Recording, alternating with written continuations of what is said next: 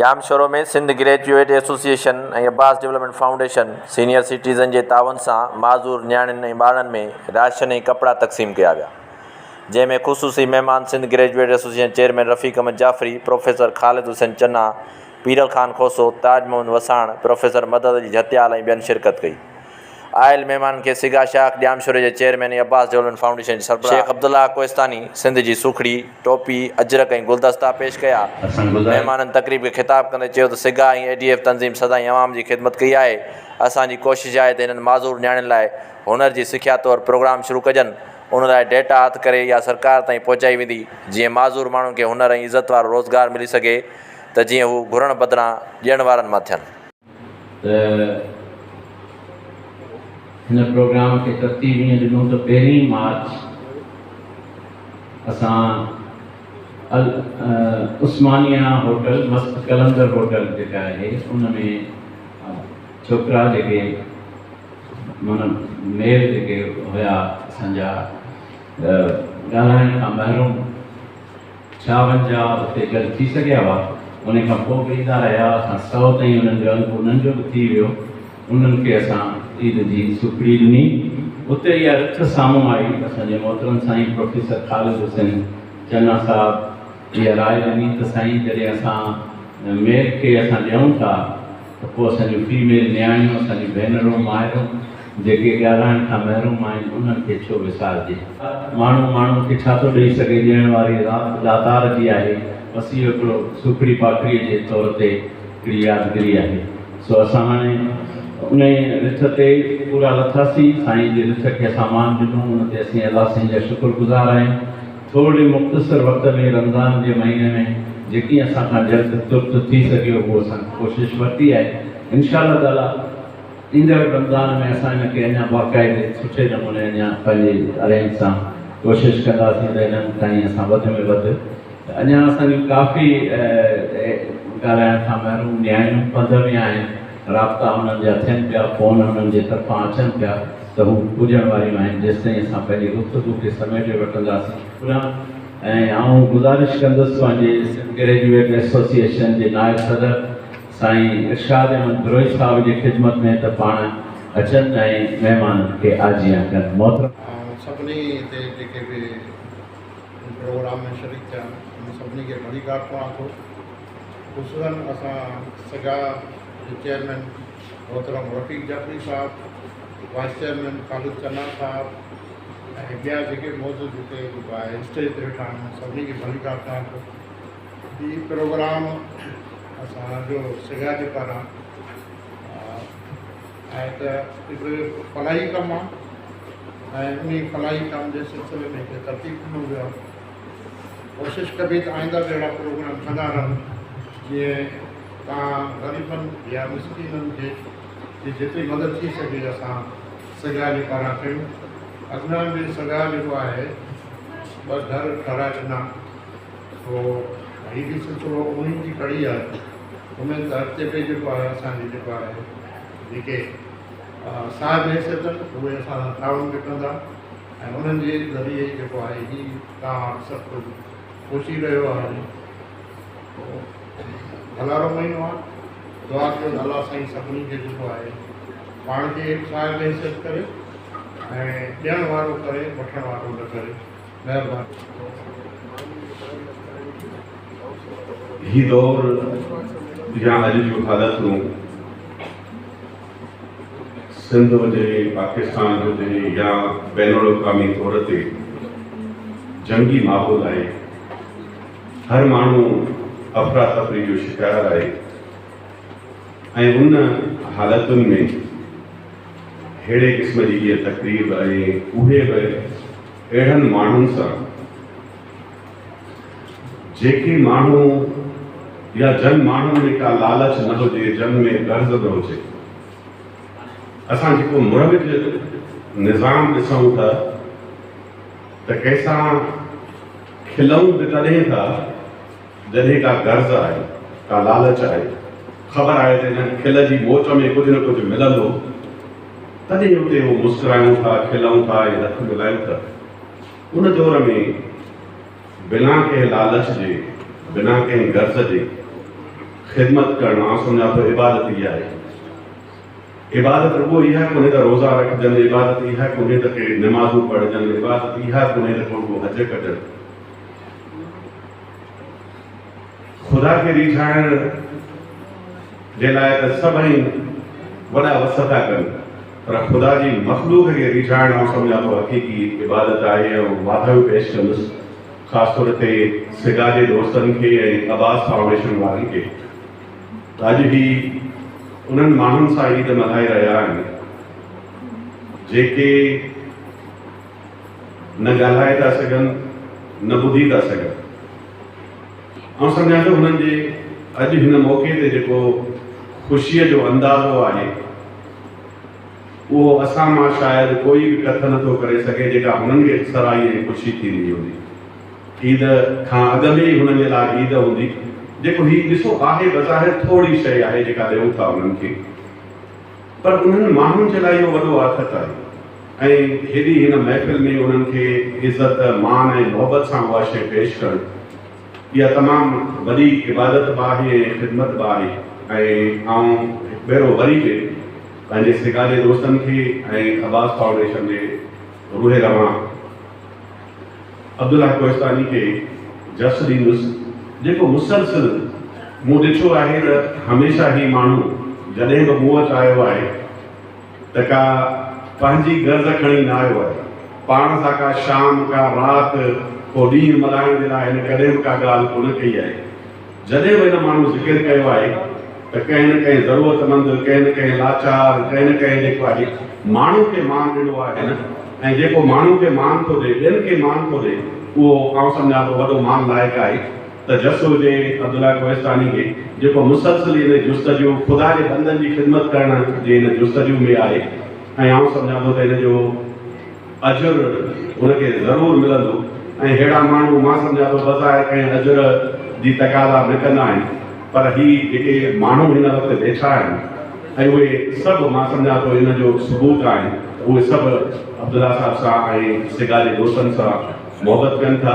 इहो सिलसिलो क़ाइमु रहे। मुंहिंजे हवाले सां जॾहिं को हुकुम हूंदो, उहो सिगा जा दोस्त हुजनि या अब्बास फाउंडेशन जा, आउं कोशिशि कंदुसि त जेतिरो बि मुंहिंजो वस हूंदो।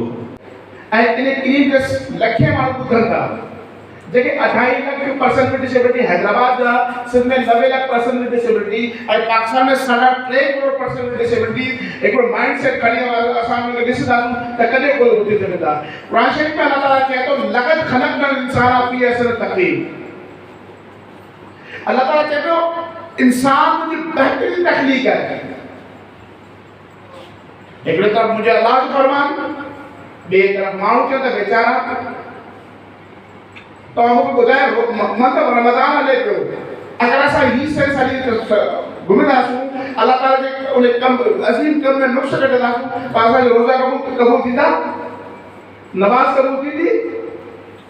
जेके अल्लाह ताला चयो बहितरीन तख़लीक़ आहे त अदा कामयाब थियण लाइ हथनि जो पेरनि जो थियणु लाज़मी कोन आहे, कामयाब थियण लाइ सुठे ज़हन जो थियणु लाज़मी आहे। Unfortunately, वो अंग्रेज पाजे पर्सन विद डिसेबिलिटी के स्टीफन हॉकिंग टाइम पे हेलन केलर टाइम पे आई असां 30 साल कम कयूं पिया। असां के असां ओलंपिक खटिया, सॼी दुनिया में हो पाकिस्तान नालो रोशन कयो आहे। असां के सेलिब्रिटी ठहण जे बजाय असां के कदा वेचारा त हैंड्स इंडिपेंडेंट लिविंग सेंटर हिकिड़ो कमाल छा कयो आहे।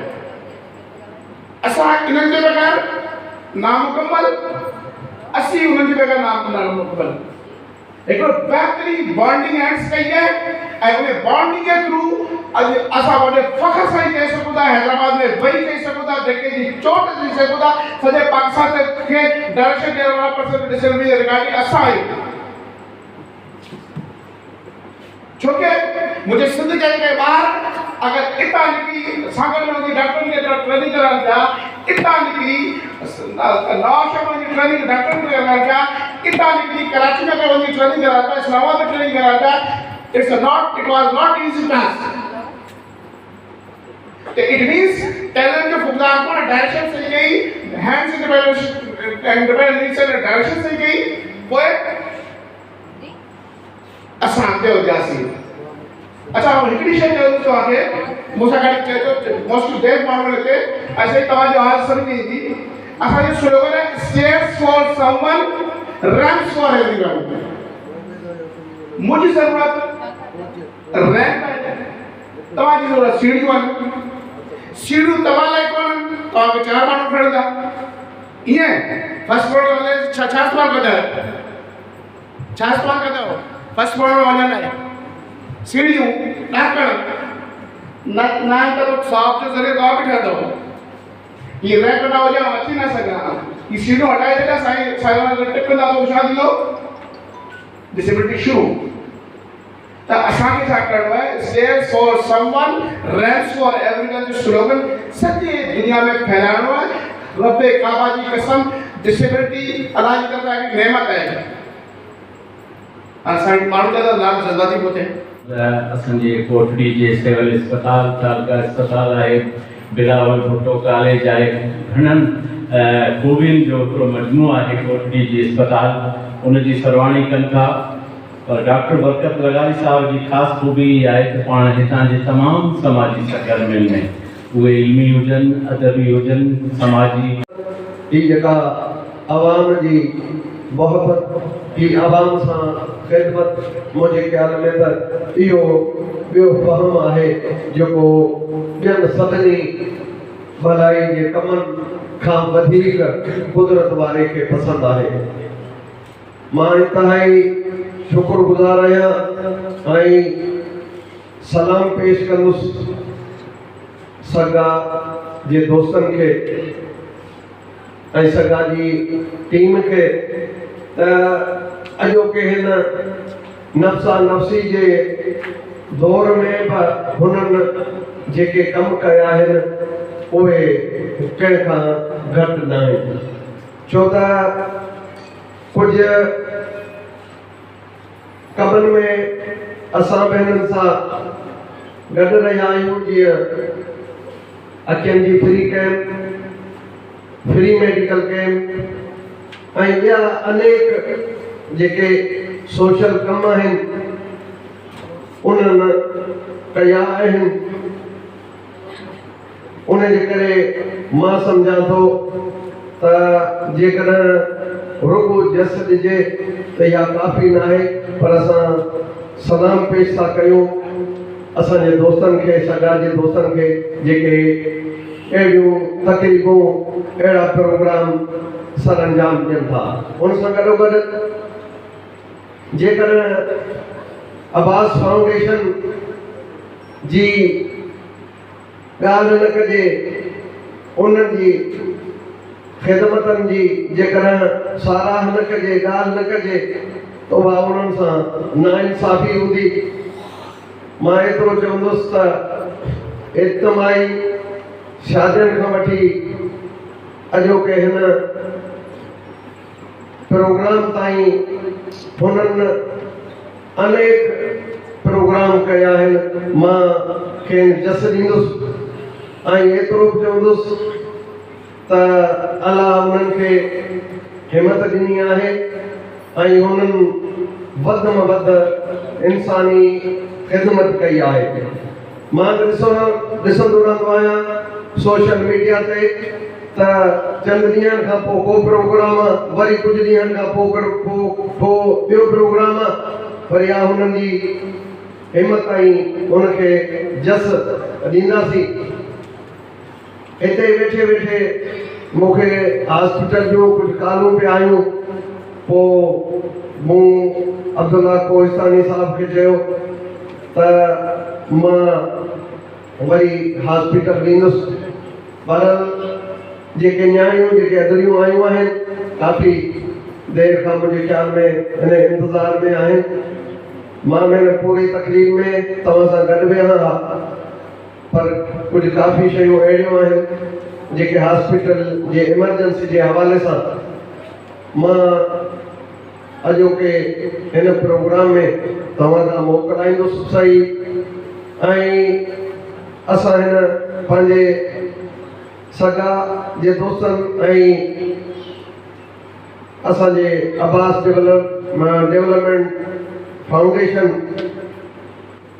मूंखे सिर्फ़ु कोहिस्तानी साहिब जो शुक्र अदा करिणो आहे ऐं असांजो चेयरमैन सिंधा रकीब जाफ़री साहिबु वेठो आहे, ख़ालिद साहिबु वेठो आहे, ॿिया दोस्त वेठा आहिनि ऐं मां सम्झां थो त इहा तकरीब जेका आहे जेका अॼु हिकिड़ी बहितरीनु अमल जे लाइ सिगा ब्रांच घुराई आहे ऐं हिकिड़ी चेटीअ जे लाइ आहे, हुन में वधीक हायल न थिए उन्हनि खे जेके स्पेशल जेके पर्सनैलिटीज़ में जेके ख़वातीन आहिनि असांखे वधणियूं आहिनि उनखे असां वधीक इंतज़ारु न करायूं ऐं मुंहिंजे ख़्याल में त असांजा प्रोग्राम फंक्शन तकरीरी मामला ॿिया हलंदा आहिनि अॼु हीउ वॾो कमु कयो आहे सिगा जाफ़री ब्रांच ऐं ख़ासि करे कोहिस्तानी साहिबु ऐं कोहिस्तानी साहिब जे लाइ तो सच्चाई ॻाल्हि इहा बि हक़ीक़त आहे त हुनजे असां ॾिसंदा आहियूं ज़हन में का न का शइ हूंदी आहे त कंहिं न कंहिंजो भलो कजे, कंहिं न कंहिंजी का ख़िदमत कजे, कंहिं न कंहिंखे जेका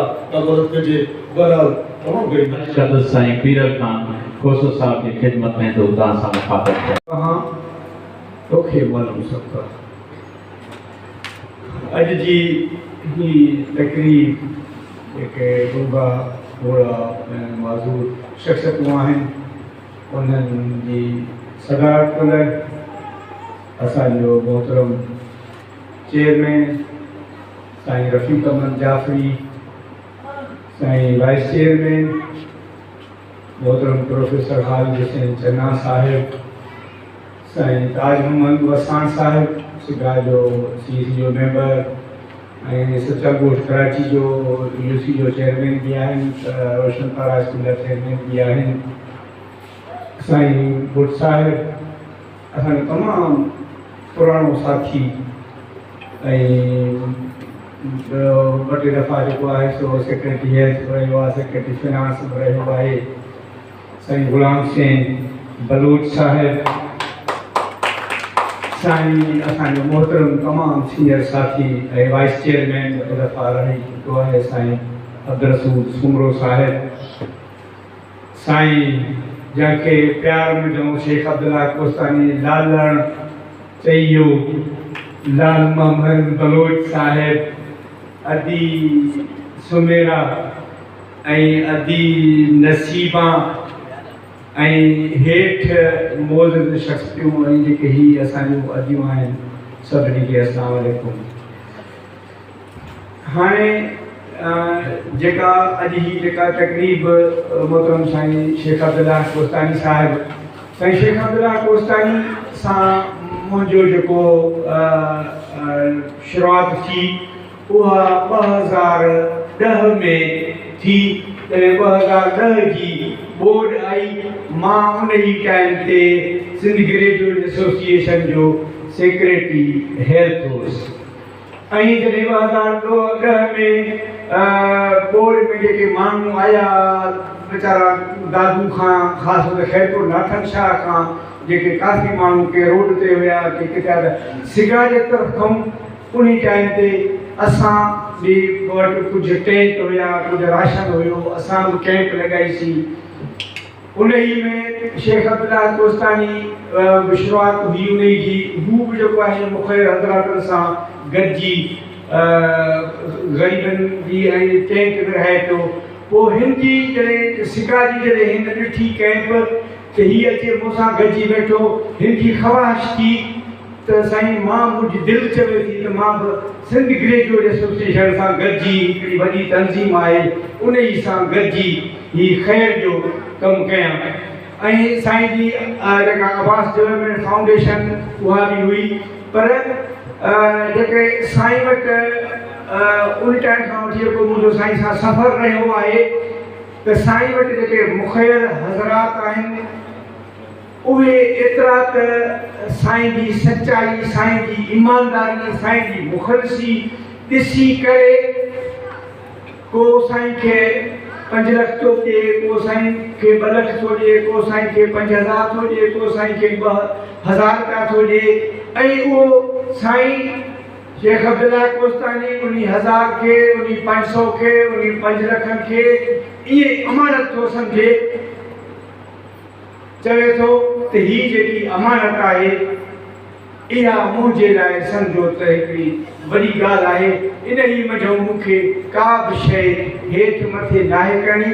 उन्हनि मूंखे हज़रातनि बि केतिरा ई दफ़ा साईं जा इम्तिहान वरिता आहिनि, पर उहे इम्तिहान में उहे ॼण फेल थी आहिनि। साईं उन्हनि खां बि अञा वधीक पंहिंजो कमु करे थी।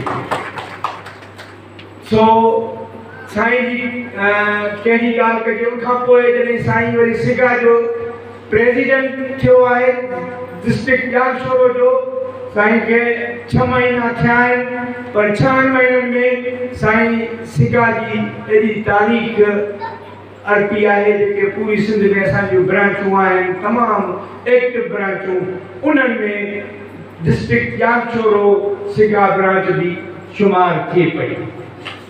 हिन सिगा ब्रांच जो जेको बुनियाद विझंदड़ आहे, बानी आहे, उहो असांजो अॻूणो वाइस चेयरमैन सिगा जो साईं मोहतरम अब्दुल सूमलो साहिबु आहे। ऐं पोइ ई अॻिते ई ब्रांच वधी, जंहिंजी हाणे सदारत साईं शेख अब्दुल्ला आहे। शेख अब्दुल्ला कोस्तानी सां मां जो काफ़ी कराची में सफ़र थियो आहे। साईं खे जेके तइलीम जे हिसाब सां जेको रनिंग कोट में असां प्राइमरी स्कूल खोलियोसीं, उन ई में बि साईं जो वॾो कंट्रीब्यूशन हुयो, उते माण्हू सां राब्ता करणु। सो हाणे माण्हू सभु न सुहिणा पखी सभु न आहिनि, कंहिं कंहिं माण्हू मंझि अचे बू बहार जी, उहा बू बहार जी साईं शेख अब्दुल्ला कोस्तानी में आहे।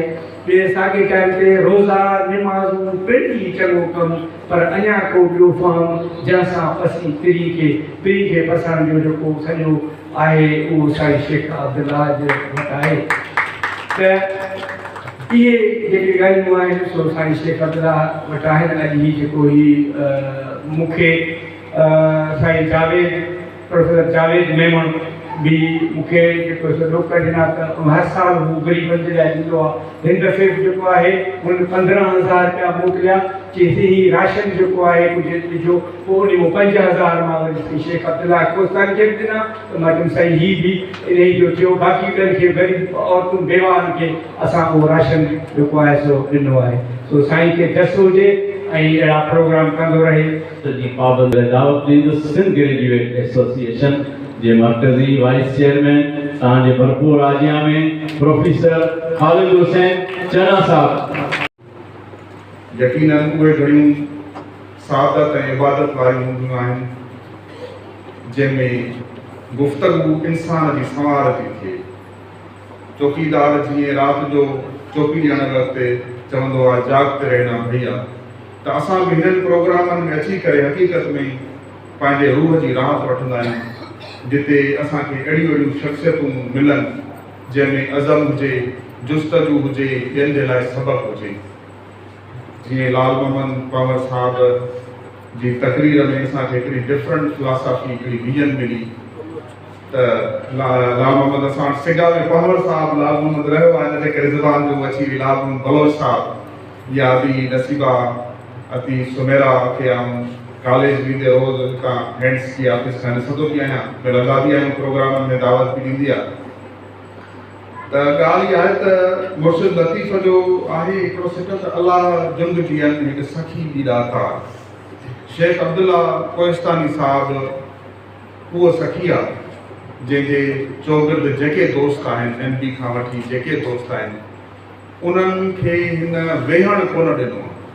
अब्बास डेवलपमेंट फाउंडेशन हुजे, सिगा हुजे, या ॿिया केतिरा ई इदारा आहिनि जंहिंमें ही गुमनाम तरीक़े सां कमु करे पियो, किथे सरपरस्त आहे, किथे मदरसनि में कमु पियो करे, किथे कहिड़े हंधि ते कमु पियो करे।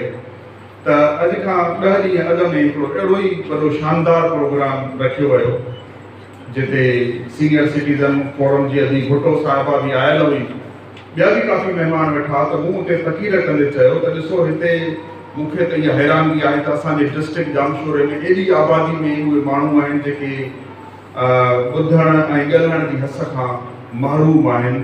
तव्हां हिते सिर्फ़ु मेल घुराया आहिनि, जॾहिं त मुल्क जी आबादी अधोअधु आबादी जेका आहे उहा फीमेल आहे, त छा उहे कोन्हनि तव्हां को छो न घुरायो आहे?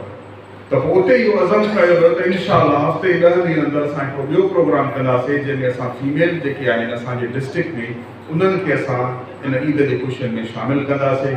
आऊं शेख अब्दुल्ला कोहिस्तानी साहिब खे दस्तो ॾियां समूरी टीम खे साईं ज़ुल्फ़िकार आला साहब खे ॿियनि दोस्तनि खे जिन ही हेॾी डेटा कलेक्ट कई आहे, इहे सभु माण्हू किथां किथां इहे हथ कया अथऊं इहे घरनि में, छाकाणि फीमेल जी डेटा मिलणु ॾाढी ॾुखी आहे ऐं डिस्ट्रिक्ट लेवल ते, छाकाणि त आउं सम्झां थो सिंध ग्रेजुएट्स एसोसिएशन जो जेको कमु आहे उहो असुलु आहे माण्हू खे उन पाण भरो करणु त उहो पंहिंजी ज़िंदगी सहन गुज़ारे सघे ऐं ॿियनि ताईं उहो मैसेज पहुचाए सघे, जेको लाल मोहम्मद बलोच साहब खे चई वियो त सिंध ग्रेजुएट्स एसोसिएशन 72 खां वठी जेको कमु करे थो उनजो महाज़ जेको आहे उहो इहो आहे त असां पंहिंजनि माण्हुनि खे इहो शऊर ॾियूं त उन्हनि खे पंहिंजनि हक़नि जी ख़बर पवे त ज़िंदगी गुज़ारण जे लाइ कहिड़ी कहिड़ियूं शयूं ज़रूरी आहिनि।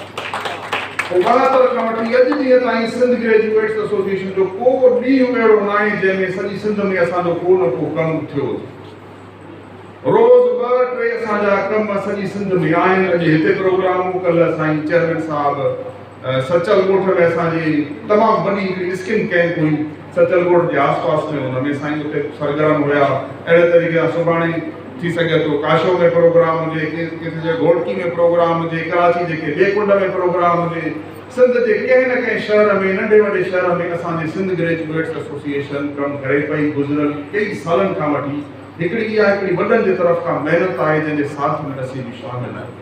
पोइ उन अखियुनि जूं कैंपूं हुजनि, चमड़ी जूं कैंपूं हुजनि, तालीमी हिसाब सां का सेमिनार हुजे, रोशन तारा स्कूल जो हिकिड़ो नेटवर्क आहे, उन्हनि जा प्रोग्राम हुजनि त सिंध जे जेके मुआशी मसइला आहिनि उन्हनि ते जेके गौर फिक्र जूं अहिड़ियूं सिटिंग्स हुजनि उन्हनि में सिगा पंहिंजो किरदारु अदा कयो आहे। शेख अब्दुल्ला कोहिस्तानी जामशोरे जे हिन सरज़मीन में उहो हिकिड़ो मुतहरिक सितारो आहे जेको केतिरनि ई पंहिंजे दोस्तनि खे गॾु खणी करे अहिड़े क़िस्म जा प्रोग्राम करे थो। सिंध ग्रेजुएट्स एसोसिएशन चाहे थी त इहे जेके प्रॉपर डेटा आहे, छाकाणि गुज़िरियल दफ़े बि मूं इहा ॻाल्हि कई त असां सिंध ग्रेजुएट्स एसोसिएशन हिकिड़ो सिविल सोसाइटी आहे, हिकिड़ो उहो शऊर आहे, सिंध जो उहो ज़मीर आहे जेको चाहे थो त असां वॾे शान मान सां सॼी दुनिया में उहा ई ज़िंदगी गुज़ारियूं जेका असांजी वॾनि खां वठी जेकी तहज़ीब असांखे मिली आहे त असां दुनिया खे सेखारियो आहे। उथणु वेहणु, लटो कपिड़ो, शुनास सिंध सेखारियो आहे त इहा जेकी धरती आहे सालनि खां वठी महरूमनि में दॿिजी करे अॼु उहा हथ टंगियूं छो बीठी आहे। उहा सॼी जेकी क़ौम आहे उहा हैंडीकेप छो थी वई आहे। उन्हनि खे अलाह साईं आवाज़ त ॾिनो आहे, ज़ुबान त ॾिनी आहे, उन्हनि मां आवाज़ छो नथो निकिरे। उहे सभु शयूं असीं सिंध ग्रेजुएट एसोसिएशन चाहियूं था त के मुहज़ब तरीक़े सां उनजी असां वास्तेदार इदारनि ॾे लिख पढ़ कयूं। शेख अब्दुल्ला कोहिस्तानी साहब खे गुज़िरियल दफ़े बि इहो ई अर्ज़ु कयोसीं त हिकिड़ी डेटा कलेक्ट कयो, उन में उन माण्हू जो नालो, उनजो शनाख्ती कार्ड नंबर, उनजी प्रॉपर एड्रेस, राब्ते जो नंबर, उहा डेटा जॾहिं असां वटि पहुचंदी त असां उन मिनिस्ट्रीज़ ॾे लिखंदासीं ऐं उन्हनि जे लाइ को न को प्रोपोज़ल, को न को प्रोजेक्ट ठाहे करे असीं हिनखे अॻिते वधाईंदासीं। छाकाणि असांजो कमु आहे लिख पढ़ करणु। वास्तेदार अमलदारनि वटि ऑफिस में लड़ी वञनि त हीउ तव्हांजे हवस हेठि आहे, तव्हां वटि प्रोजेक्ट आहे, तव्हां वटि हुकूमत हे कमु तव्हांखे सौंपियो आहे, तव्हांजी ज़िमेवारी आहे, तव्हां कयो। ऐं अहिड़े तरीक़े सां असां खोड़ सारा सॼी सिंध में कमु कयूं पिया। किथे कंहिं ॻोठ में गैस जी लाइन आहे, उहा पई थिए, किथे बिजली जा मसइला आहिनि, उहे पिया थियनि। सिर्फ़ु असांखे इहो आहे त असां हुन वास्तेदार अमलदार ते वञूं। ऐं सिंध ग्रेजुएट्स एसोसिएशन जे साथ में सालनि खां वठी उहे माण्हू आहिनि जेके मुख़्तलिफ़ मिनिस्टर बि आहिनि, चीफ सेक्रेटरी बि आहिनि, इस्लामाबाद लाहौर खां वठी जेके आहिनि उहे सभु दोस्त असांजे साथ में शामिल आहिनि। अहिड़े तरीक़े सां हिते असां वटि वेठल जेके दोस्त आहिनि, ख़ासि तौर ते साईं मदद अली जतियाल साहब, साईं आदम साहब, ॿिया जेके वेठल, आउं तव्हांखे दावत थो ॾियां चांडे साहब खे त तव्हां सिंध ग्रेजुएट्स एसोसिएशन जे साथ में शामिल थियो। असांजी मेंबरशिप फॉर्म उहा ऑन आहे, तव्हां असांखे अॼु ई हासिलु करे सघो था। तव्हां फॉर्म भरायो, पंहिंजे सहूलियत सां जहिड़ी बि शाख में तव्हां कमु करणु चाहियो था त इन ख़ैर जे कम में असां सां गॾिजी वञो ऐं इहो कारवां हलंदो रहे, इहो साथ हलंदो रहे। त इहो असांजो कमु आहे। कोशिशि इहा आहे त असां हिननि प्रोग्रामनि खे, छाकाणि त शेख अब्दुल्ला कोहिस्तानी साहब पंहिंजी तक़रीर में ॿुधायो त मुंहिंजी साईं खे गुज़ारिश हूंदी आहे त हिननि प्रोग्रामनि खे मुख़्तसर कजे। घणे खां घणो मुख़्तसिर कजे ऐं इहो ख़ैर जो कमु आहे हिन खे अॻिते वधाईंदो हलिजे। हिन में एॾियूं फॉर्मेलिटियूं इहे असां जेके बि सिलसिला आहिनि इहे साईं चेयरमैन साहिब मूंखे चयो पिए त यार हीअ कोशिशि करे पाण ही जेके अजरक टोपी इहे सभु शयूं कयूं था सिंध ग्रेजुएट्स एसोसिएशन जे हिकिड़ी पंहिंजे कम जो तरीक़ेकार आहे उन में असां कोशिशि करे इन्हनि शयुनि खे घटि करे हिननि शयुनि खे अॻिते वधायूं त जीअं मुआशरे वटि हिकिड़ो सुठो मैसेज वञे ऐं इहे शयूं असां खां वधीक थी सघनि। त हिन तारीख़ी प्रोग्राम में जेको असां हज़ारे अलाए केतिरा प्रोग्राम मुख़्तलिफ़ हंधनि ते करे चुका आहियूं हिकिड़ो तसलसुल आहे उन में शेख अब्दुल्ला कोहिस्तानी पंहिंजो ॾीए वांगुरु रोशन रवां दवा आहे उन में तव्हां सभु असां साथ में शामिल आहियूं। इंशाअल्लाह अञा हिन प्रोग्राम खे अॻिते वधाईंदासीं ऐं अहिड़ा प्रोग्राम कंदा रहंदासीं। तव्हांजी महिरबानी। Thank U. जो वात गुलाब उहे माण्हू लाजवाब लुत्फ़ जिन जे लफ़्ज़नि में ऐं उहे लुत्फ़ वारा लफ़्ज़ ॿुधण जे लाइ तव्हांजे भरपूर आजियान ऐं मोहबतनि में गुज़ारिश कंदासीं। सिंध ग्रेजुएट एसोसिएशन जे चेयरमैन मोहतरम साईं रफ़ीक अहमद जाफ़री साहिब जी खिदमत। असां पंहिंजी हिन निमाणी जेका कोशिशि आहे जंहिंमें असां पंहिंजे उन्हनि न्याणियुनि खे शामिल कयो आहे जिन खे असीं स्पेशल पंहिंजा महिमान सम्झूं था। थोड़ो मुख़्तसिर कंदो हलंदुसि मूंखे ख़बर आहे त हिन विच में असां एतिरो टाइम वरितो आहे जो उन्हनि खे एतिरो इंतज़ारु न कराइणु खपंदो हो पर कॾहिं कॾहिं कंहिं माहौल जी रिक्वायरमेंट्स हूंदियूं आहिनि उन्हनि खे खणी वञिणो पवंदो आहे। थोरो वक़्त खां अॻु में पए थो जेको मूंखे टाइम ॾिनो वियो हो थोरो वक़्तु हो तव्हां पासे में म्यूज़ियम में हलियो वियुसि उते इलाही शयूं हुयूं ऐं कुझु शाइरनि जूं तस्वीरूं हुयूं ऐं हिकिड़े शाइर जी तस्वीर ते मुंहिंजो थोरो ध्यानु वियो त हुनजूं तस्वीरूं मूंखे यादि आई न्याज़ मायूं बि दुनिया ॾाढी पथर दुनिया ॾाढी पथर दिलि जंहिं भरिया नगर बर्बाद कया असां उहे दीवाना जिन वीराना आबाद कया। हिन हाल में जेके बि साथी मौजूदु आहिनि उन्हनि हिते मुख़्तलिफ़ तक़रीरूं मौजूदु मुख़्तलिफ़ स्लोगन्स ॿुधा stairs for someone for every या मां ॾिठो हूंदो त अॼुकल्ह जे माहौल में जेको इहो जीअं हाणे ॻाल्हि थी त जेकॾहिं किथे का प्रेज़ेंटेशन थिए थी त उनजे तर्जुमे जो इंतज़ाम थियणु घुरिजे। सम्झो त दुनिया सॼी महसूसु कयो आहे सॼी दुनिया महसूसु कयो आहे त ही उहे आहिनि शख़्सियतूं जेके असांजो हिसो आहिनि ऐं मूंखे ख़बर आहे त हिते उहो सिस्टम कीअं आहे त सॼी दुनिया जा जेके न्यूज़ चैनल तव्हां ॾिसंदव त उते जेको सॼो अरेंजमेंट मौजूदु हूंदो आहे उन खां जीअं हर को उनखे सम्झी सघे ऐं महसूसु करे सघे। मूंखे उहो मौक़ो मिलियो त मूं इन्हनि स्पेशल पर्सन्स जा जेके इदारा आहिनि कंहिं हिकिड़े इदारे खे मुसलसल विज़िट कंदो रहियुसि कराची में ऐं मूं त इहो महसूसु कयो त असांजे पाक पालनहार